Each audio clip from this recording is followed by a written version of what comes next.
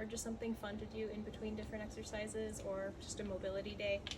I have 6 Jenga blocks here, but you could just pick any 6 little objects that you can fit in your hands. You're going to take a squat stance, and by squat stance you can play with a narrow squat. You could play with a wider squat. Start with just what feels comfortable first. And you're going to squat down to the ground. You're going to set that object down in front of you, 1 Jenga block. And then you're going to set it down, all one by one, in a circle.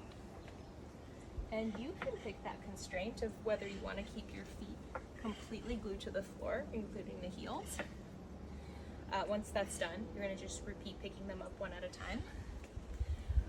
But sometimes, you can pivot and just let the heel come off, right? So you're not turning entirely around as you squat down, but you can maybe let yourself rotate a little as well, right? Both are fine. You can also play with this, picking them up all from one side of the body. They can be in a line or in any configuration you want.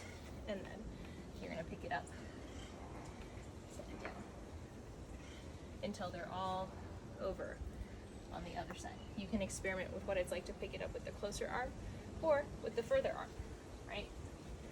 Cross body. It's going to be a little different.